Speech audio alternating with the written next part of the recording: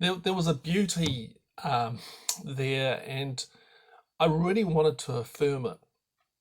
I could see that it in the way she moved and the energy and thoughtfulness that she placed into her intent.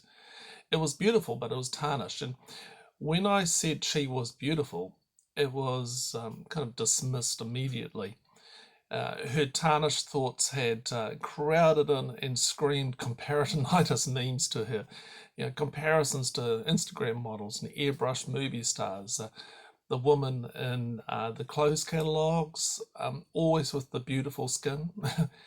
All she could think of was fat, wrinkles, hips, stomach, hair, bags under the eyes.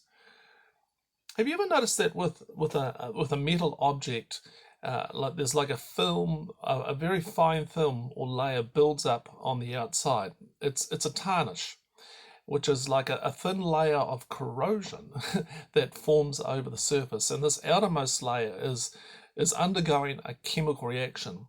Given enough time, and the layers build up, and the brightness and the ability of the metal to reflect is lost under all the layers of oxidation. Did you notice the word corrosion? It's something that eats away at the internal. It creates a crust. It hides the glory of what's underneath. To reveal the true and deep beauty of a tarnished object, those layers need to be removed. So out comes the polish, something slightly abrasive and liquid. Then, with a gentle but firm pressure, a rhythm is formed of working the polish over the tarnish and wiping away the accumulated corrosion. Underneath there's beauty, shining and a delight to the eyes, alluring and dragging you in to know it more.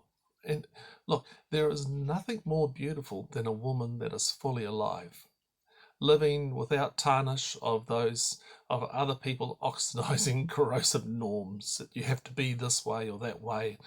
They just eat away. Hey, what do you think? Was Mother Teresa beautiful?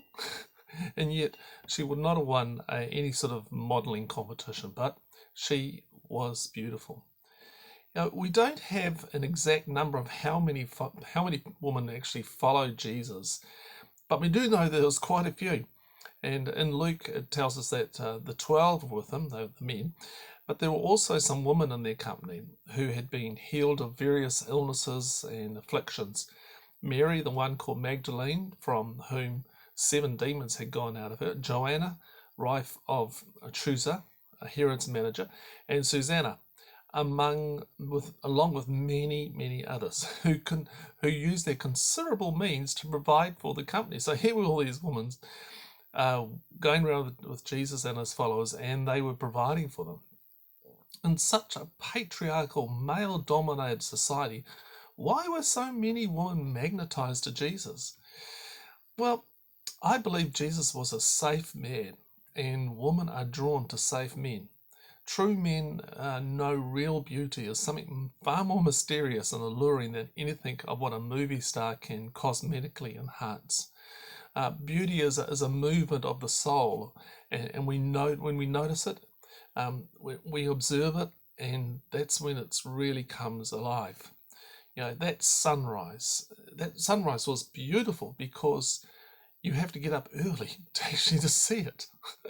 That bird song that I heard this morning was beautiful, but you have to still yourself to listen to it. And the smell of that beautiful rose is absolutely divine, but you have to stop and stoop to catch the scent. True beauty isn't hand delivered to you on a plate. It must be sought out to be experienced. Physical beauty, the tarnished perceptions, they're fleeting, according to Proverbs 31:10. But there seems to be a beauty that sparkles brighter than a bunch of diamonds. And the writer of Proverbs 31, possibly a woman, King Lemuel's mother, describes a beautiful woman in the categories of how she cares for her family, her creativity, her industriousness, business wisdom, and generosity. She has like an inner strength and dignity and gives respect to her husband in the way he moves into the world.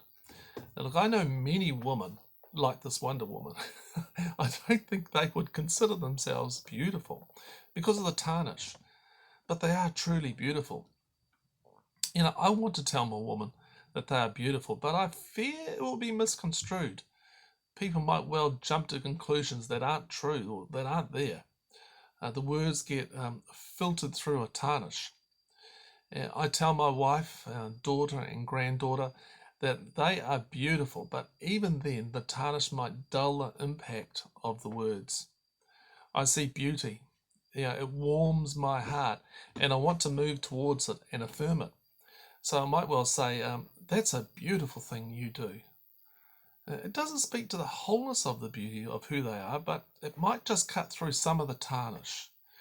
Affirming the sunrise, the birdsong, and the waft of beauty, it's a gift, and we can give to others. It takes intention, courage, wisdom, and observation.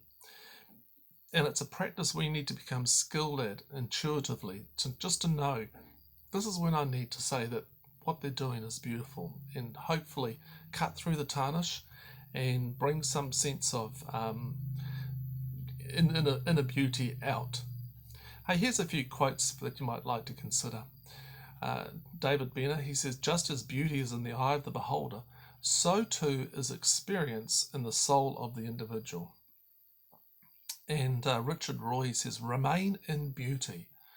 We'll not honour, and we will, sorry, start again.